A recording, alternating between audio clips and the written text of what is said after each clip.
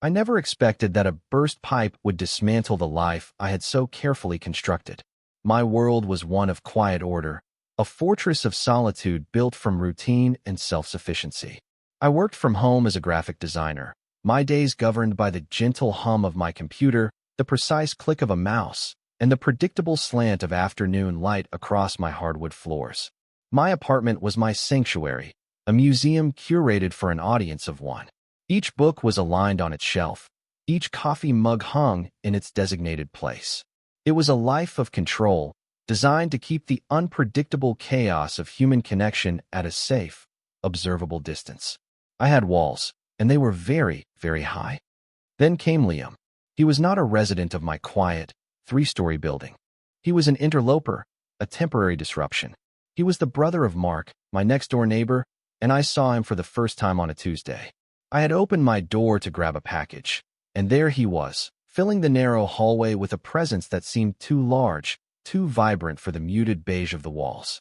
He and Mark were wrestling with a heavy oak bookshelf, and the low, rumbling sound of his voice was the first thing that registered. It was a sound like stones settling at the bottom of a river, calm and deep. He was tall, with shoulders that strained the fabric of his simple gray t-shirt. His hair was a dark, unruly brown, and his arms, corded with muscle, showed a light dusting of sawdust that I found inexplicably compelling. He smelled of clean soap and something else, something warm and woody, like a carpenter's workshop.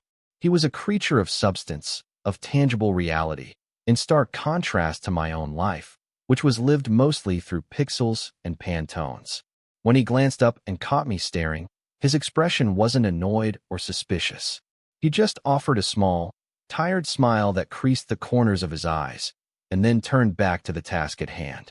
That smile was a flicker of warmth in the cool, sterile air of my existence, and it terrified me. Mark made the introduction a day later, catching me as I was checking my mail. "Hey man, this is my brother, Liam. He's in town for a couple of weeks." Liam offered his hand.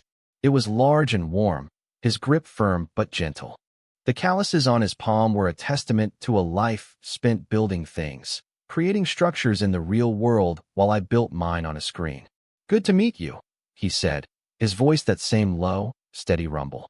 I managed a nod and a mumbled pleasantry, my own hand feeling small and useless in his. The barrier was immediately clear, written in bold, unassailable letters. He was a visitor, a temporary fixture, and he was Mark's brother, which, in the complex, unspoken calculus of my anxiety, placed him firmly in the category of presumed straight. He was a piece of art in a visiting exhibition. I could admire him from behind the velvet rope of my solitude, but I could never touch. And so, I began to admire. My quiet observation became a new, secret part of my routine. I learned the sound of his footsteps, heavier and more deliberate than Mark's. I'd hear the low murmur of his voice through the shared wall of our living rooms, a comforting, unintelligible hum that became the new soundtrack to my evenings. A few times, I saw him through my window, heading out for a run in the early morning mist, his breath pluming in the cool air. He moved with an easy, athletic grace that seemed to belong to another species. I cataloged these small, stolen details like a secret archivist. The way he'd lean against the doorframe while talking to his brother, one hand shoved in his pocket. The faint, clean scent of his laundry that I'd sometimes catch in the hallway. He was a ghost in my machine, a warm, living presence haunting the periphery of my carefully ordered life. The yearning was a low, constant ache in my chest, a quiet hum of longing for a world I was too afraid to enter. I told myself it was enough. To watch, to admire, to keep him safely framed within the confines of my imagination, where he couldn't possibly reject me, because he would never even know I existed. The disruption came on a Thursday night, during a rainstorm. The water lashed against my windows, a frantic, percussive rhythm that usually felt cozy, insulating. But then a different sound cut through the storm. A loud, percussive bang from Mark's apartment, sharp and violent, followed by a muffled shout. I froze, my hand hovering over my keyboard. Then came a new sound, the unmistakable hiss and rush of a massive volume of water. It was a sound of something breaking, of control being lost. My carefully constructed peace shattered in an instant. Hesitantly, I opened my front door a crack. The hallway was already damp. Mark was standing in his doorway, his face a mask of panic, yelling into his phone. Water was pooling around his feet, seeping from under his door and spreading across the cheap linoleum. And behind him, in the chaos, was Liam. He was calm, a steady island in his brother's frantic sea. He was already rolling up the sleeves of his shirt, his expression focused and practical as he assessed the damage. He looked up, his eyes meeting mine over Mark's shoulder. There was no smile this time, just a grim acknowledgement of the shared crisis. The building superintendent was a portly, unhurried man who declared the situation a major pipe burst. He shut off the water to the entire floor and announced with a weary sigh that Mark's apartment would be uninhabitable for at least a night, probably more. The air in the hallway grew thick with the smell of damp plaster and defeat. Mark, having ended his call, was now pacing, running a hand through his wet hair. "Every hotel is booked," he groaned. "There's some huge dental convention in town. Every last room." He looked at Liam, his panic turning to guilt. "I can crash at Sarah's, but she's got a tiny studio. There's no room for 2-inch. An awful, hopeful silence descended. I could feel their attention shifting towards my closed door, towards me, the quiet neighbor with the presumably dry apartment. I wanted to retreat, to shut the door and pretend I hadn't heard, to restore the barrier between my world and theirs. But I was trapped in the hallway, a deer in the headlights of their logistical nightmare. Mark was the one who finally broke the silence, his voice laced with an excruciating awkwardness.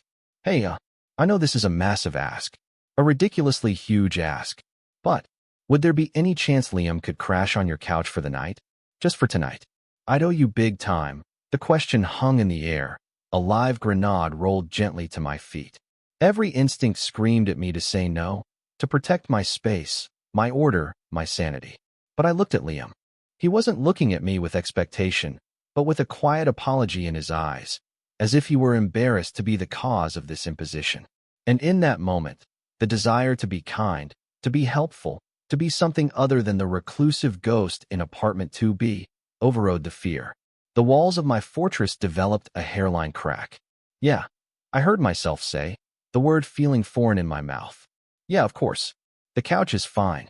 The transition from a crisis in the hallway to a guest in my living room was jarringly swift. One moment, Liam was an abstract concept, a figure observed from afar. The next, he was standing in the center of my meticulously ordered space, looking impossibly large and out of place. He carried a small duffel bag and an air of quiet apology. The apartment, my sanctuary, suddenly felt tiny, its dimensions shrinking around his solid frame. The air changed, too. It was no longer just the familiar scent of my books and the ghost of my morning coffee. It was now infused with his scent, rain-dampened cotton, soap, and that faint, warm trace of sawdust. "I really appreciate this," he said, his low voice seeming to vibrate through the floorboards. "I feel like I've completely invaded your space." I waved a hand dismissively, trying for an air of casualness that I was nowhere near feeling. "It's no problem. Really. The couch is." A couch, my attempt at humor landed with a dull thud. The awkwardness was a physical presence between us, a third person in the room. I busied myself with the mundane rituals of hosting, a desperate attempt to create a script for this unwritten scene. I found him the cleanest towel I owned, one of the guest towels I'd bought years ago and never used. Our fingers brushed as he took it from me, a brief, static shock of warmth that sent a jolt straight up my arm. I pulled my hand back as if burned. He disappeared into the bathroom to change, and the sound of the shower running in my own apartment was deeply unsettling. It was a sound of domestic intimacy, a sound that did not belong to my solitary life. I stood frozen in my kitchen, my heart hammering a frantic, uneven rhythm against my ribs. I was a stranger in my own home. When he emerged, he was wearing a soft, worn t-shirt and a pair of gray sweatpants that hung loosely on his hips. His hair was damp, curling slightly at the ends. He looked softer, less like the formidable presence from the hallway, and more like just a man. A tired, incredibly handsome man standing in my living room. We ate takeout Chinese food sitting on the floor, because my small dining table was, as always, covered in the organized chaos of my current design project. We balanced the white cartons on our knees, the the silence broken only by the click of chopsticks and the relentless drumming of the rain against the window. I was hyper-aware of everything. The way his knee was only inches from mine. The sound of his breathing, slow and even. The way the dim light from my floor lamp cast shadows across the planes of his face, highlighting the strong line of his jaw. I studied him over the rim of my noodle carton, trying to commit the details to memory, convinced this was a fleeting, anomalous event that would never be repeated. To my surprise, he was the one who started to fill the silence. He asked about my work, his questions thoughtful and genuinely curious. He looked at the proofs on my table, not with a polite glance, but with real interest, pointing out a color combination he liked. He had an architect's eye for structure and balance, and for a few minutes, we talked about design, about the strange intersection of art and commerce. The conversation was a bridge across the awkward chasm between us, and I found myself relaxing, just a fraction. The frantic hummingbird of my heart slowed to a slightly less terrifying flutter.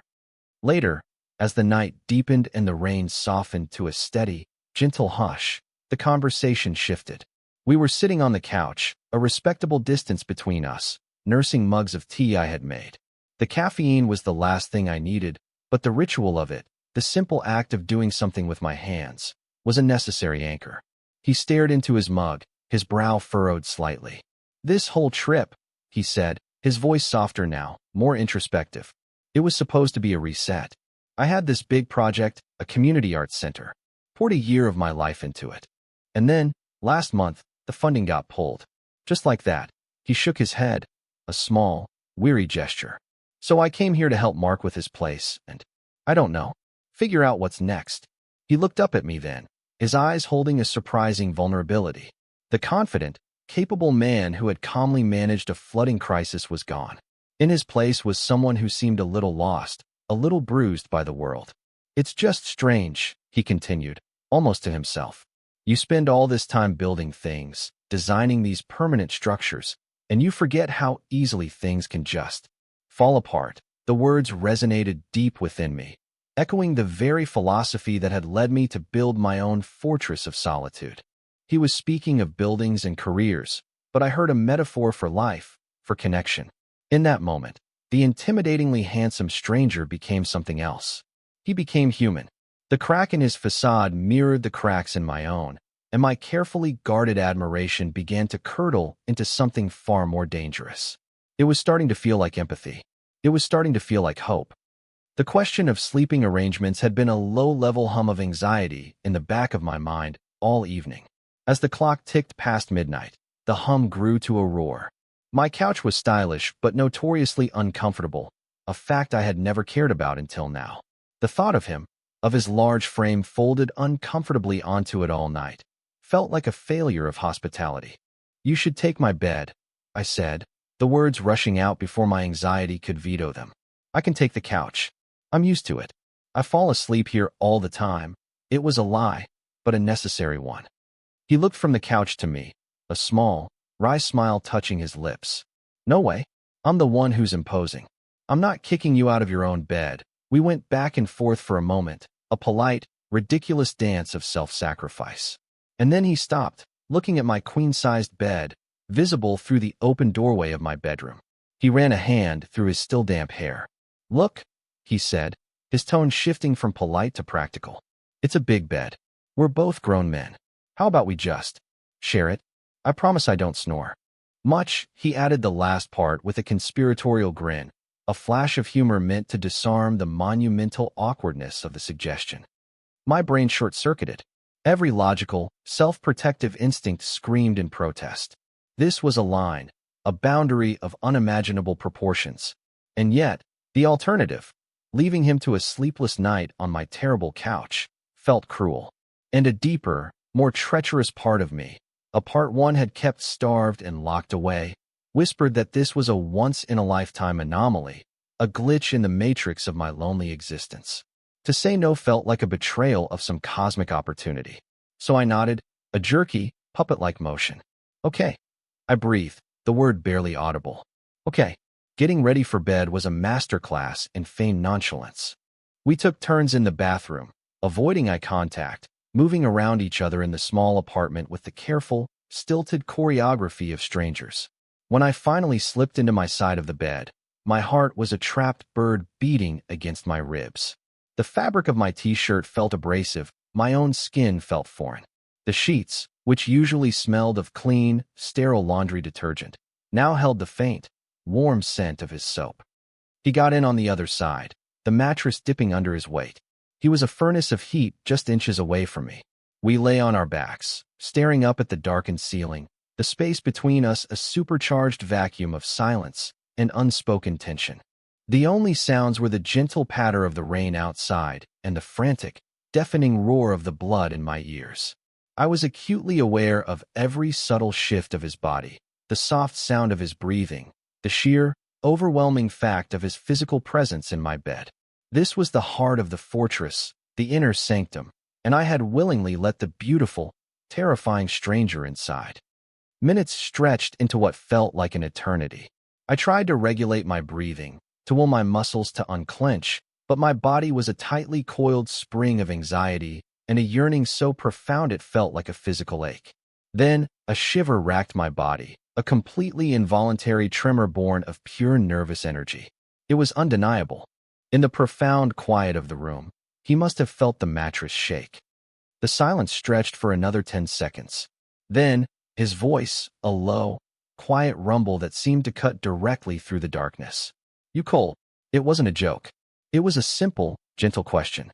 Before I could even begin to formulate a lie, I felt him shift. It wasn't a restless turn. It was a slow, deliberate motion. The air between us compressed. And then, his arm was around me. It settled over my waist, firm and warm, and he gently pulled me back against his chest. The contact was an explosion, a full system overload. My mind went completely blank, all thought erased by the sudden, shocking wave of sensation. His body was a solid wall of warmth against my back. I could feel the steady, slow beat of his heart through his t-shirt. His chin was resting near the top of my head, and I could feel his breath, warm and even, in my hair. This wasn't the clumsy, accidental brush of fingers over a towel. This was deliberate. It was an unambiguous, terrifying, and exquisitely gentle act of intimacy. It wasn't sexual, not yet. It was something more fundamental. It was comfort. It was connection. It was the complete and utter annihilation of the distance I had so carefully maintained. The walls didn't just crumble. They evaporated. And in the warm, dark, terrifying space that was left, I felt a sense of peace so profound it almost made me weep.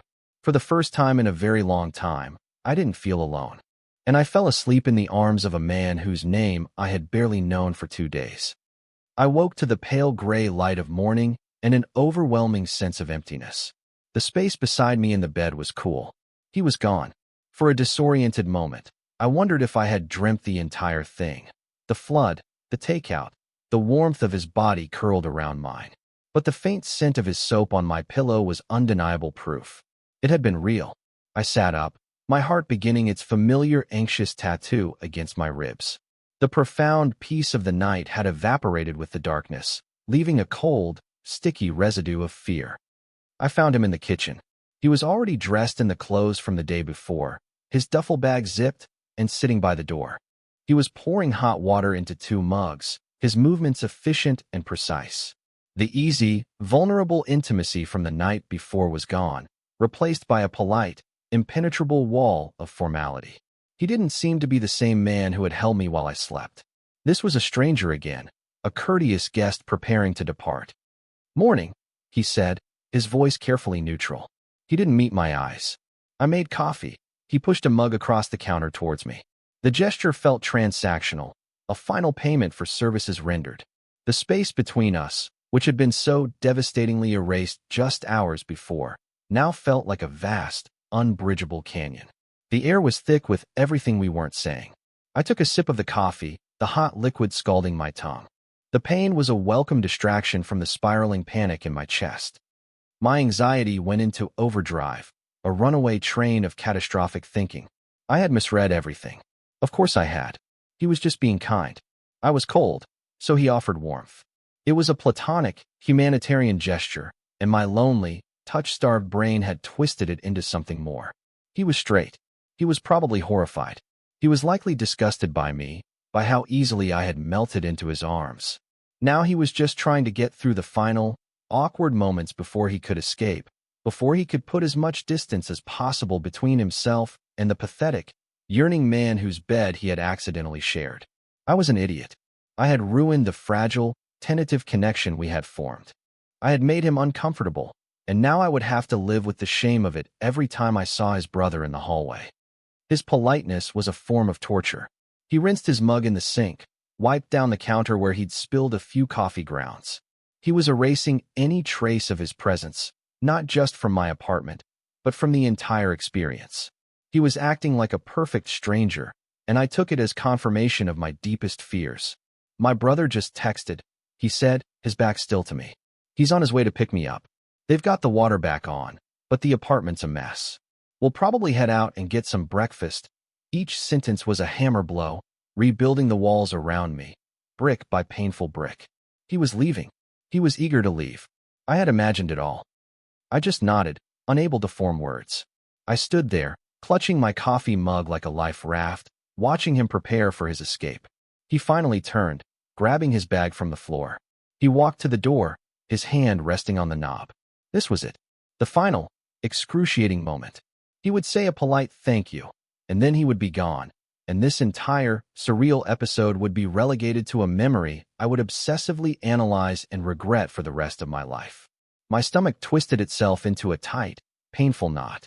I braced myself for the finality of the door clicking shut. But it didn't happen. His hand stayed on the doorknob. He stood there for a long moment, his back to me, his shoulders tense. The silence stretched, thick and suffocating. Then, he let out a slow breath and turned around. His face was a mask of conflict, his brow furrowed. He looked just as torn and uncertain as I felt. He finally met my gaze, and his eyes were not filled with disgust or pity. They were filled with a deep, unnerving sincerity. "Can we talk for a second?" he asked, his voice low and strained. My stomach plummeted. This was it. The talk. The gentle letdown. The, "I'm flattered, but I'm not gay" speech. I prepared myself for the impact, stealing my expression into one of feigned understanding. I gave another small, jerky nod.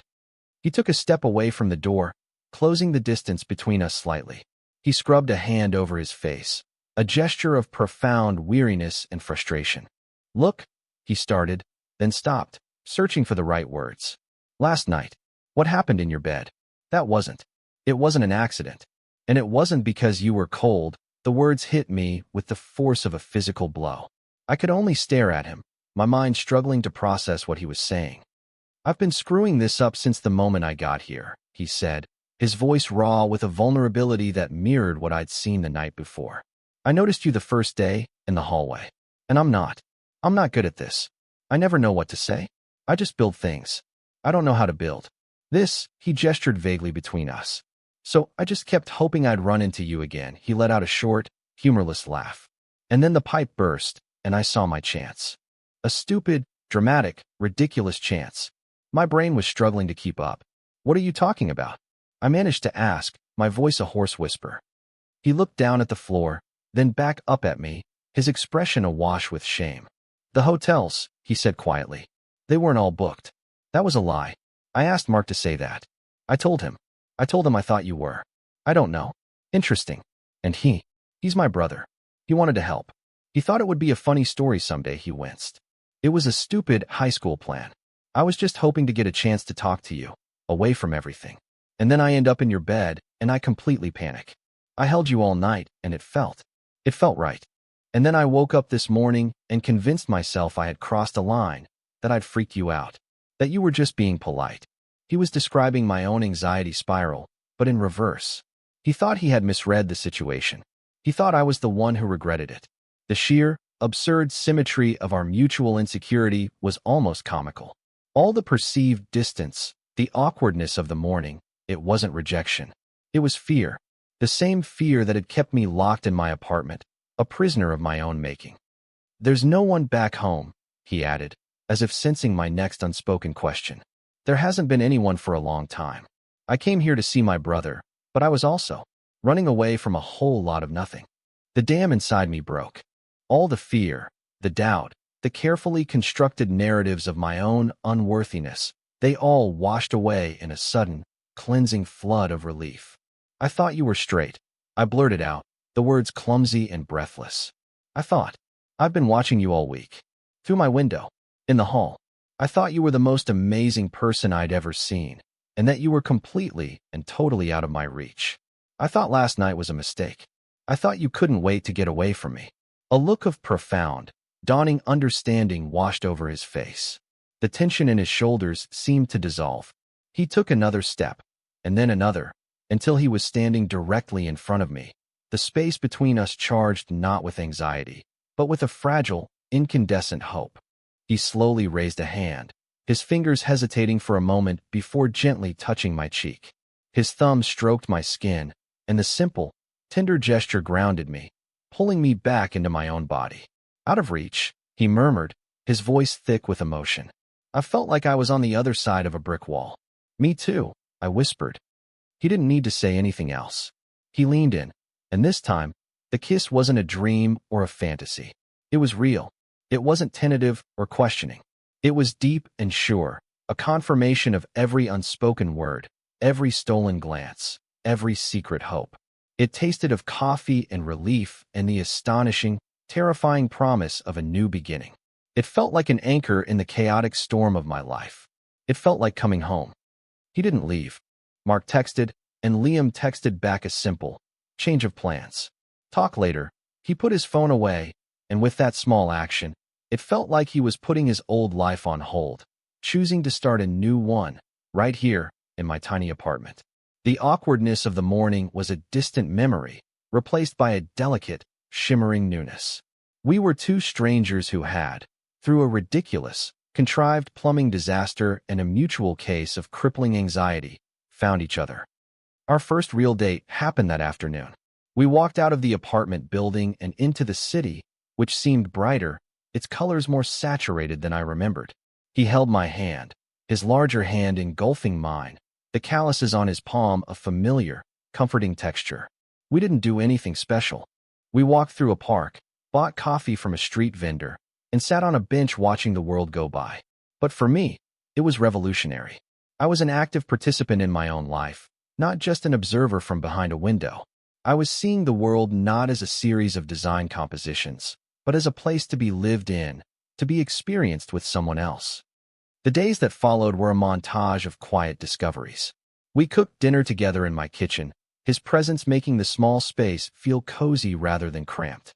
I learned that he was meticulous about chopping vegetables, but terrible at remembering where I kept the salt. We watched movies on my uncomfortable couch, which suddenly felt like the most luxurious piece of furniture in the world, with his arm a familiar, heavy weight around my shoulders and my head resting on his chest, the slow, steady rhythm of his heart a constant, soothing drumbeat. We talked for hours, filling in the vast, empty spaces of each other's histories. He told me about the buildings he dreamed of designing, and I showed him the logos and websites I was proudest of. We were architects of different worlds, finding common ground in the shared language of creation and the quiet, unspoken loneliness we had both carried for so long. Waking up was the best part. I had grown so accustomed to the silence of my mornings, the solitary ritual of making coffee for one. Now, I woke up to the warmth of his body next to mine, the morning light filtering through the blinds, soft and hopeful. Sometimes I would wake up before him and just watch him sleep, the anxieties of the world smoothed from his face, and a feeling of profound, terrifying gratitude would wash over me. I had lived my life believing that this kind of intimacy was a language I would never learn to speak, and here I was, fluent in its silent, gentle grammar. One evening, a week or so later, we were getting ready for bed. I was feeling a residual echo of my old anxiety, a phantom limb of loneliness that sometimes ached for no reason. I slipped under the covers and lay on my side, my back to him, my body tense and rigid without my conscious permission. He was quiet for a moment. Then, I felt the bed dip as he moved closer. A warm hand rested on my shoulder. His voice, when he spoke, was a low, warm chuckle, laced with a tenderness that unraveled me completely. "You cold?" he asked. The words were a perfect, gentle echo of that first, terrifying night. The callback, our first inside joke, was a key turning in a lock I didn't even know was still there. I turned over, a real, unguarded smile spreading across my face. A little, I admitted, and moved into the waiting circle of his arms, the gesture as natural and necessary as breathing. My life had once been a perfectly balanced grid, a composition of straight lines, clean angles, and carefully managed negative space.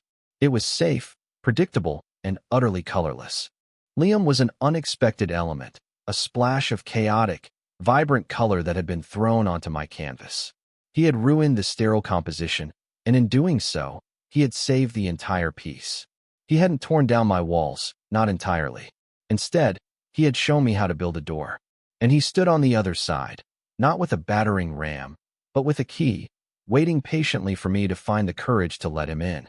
I had spent so long building a fortress to protect myself from the world, never realizing that the greatest risk wasn't letting someone in, but the profound, quiet tragedy of keeping everyone out.